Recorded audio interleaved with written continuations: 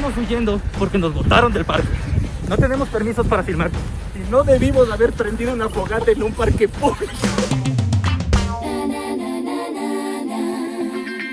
Sí, imagínate, mi esposa y yo, con nuestra niña de 6 años encerrados en el departamento con COVID.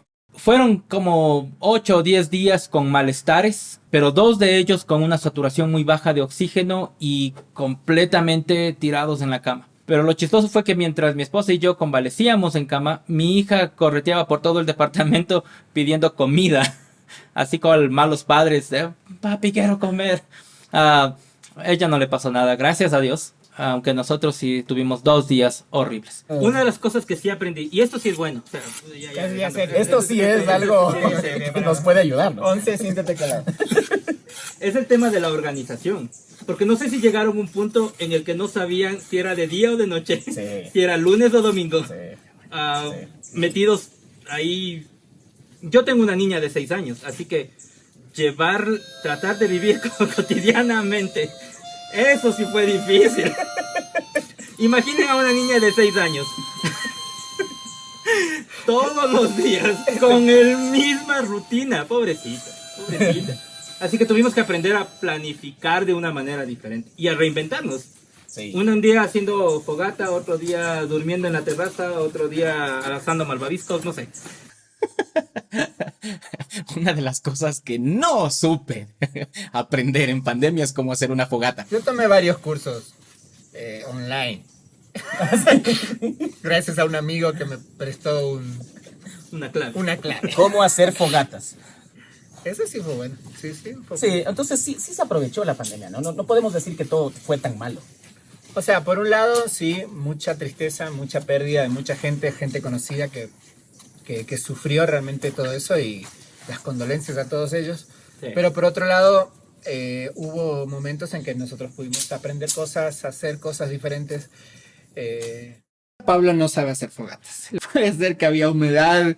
Creo que la madera también, como era ese eucalipto, estaba un poco húmeda, y porque empezó a lloviznar. O sea, no sé si se veía en la cámara, pero empieza a lloviznar, y cuando empieza a lloviznar vemos todo este tema del humo, y estaba un poco húmeda también la madera, y entonces de pronto toda la pantalla estaba blanca, y era obviamente por el humo que estaba saliendo. De pronto era fácil decir, bueno, estas penas o estos dolores o estos enojos me los trago en camino al trabajo. O me voy donde mi mamá. Bueno, no, si yo me voy donde mi mamá estamos complicado. Ahorita te mando. No. Mamacita santa, no la escuches. Entonces, pero si no. Se le ocurrió que para avivar la fogata era buena idea echar toda la maleza que estaba alrededor. Y toda la maleza que estaba alrededor estaba húmeda. ¿Qué metiste? Lo que había acá. Eso es lo que aprendí a sobrevivir. Pero eso huele a... Hubo mucho humo en la fogata porque Pablo sabe de jiu-jitsu, pero no sabe nada de la vida real. No sabe nada del aire libre. Todo el mundo me dice que yo siempre saco el jiu-jitsu. ¿Cuándo he sacado el jiu-jitsu? Pablo siempre quiere hablar de jiu-jitsu, lo trata de meter en todo momento. Tuvimos que pasar el jiu-jitsu para las clases virtuales, ir al dojo para entrenar jiu-jitsu, porque se supone que el jiu-jitsu tú tienes que agarrar con otra persona, y jiu-jitsu. Bueno, sí.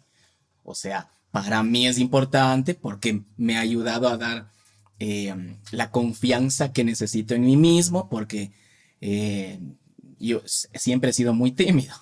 Entonces el jiu-jitsu me ha ayudado. Pero ¿cuándo he sacado todo el tiempo? Ahí les quiero ver.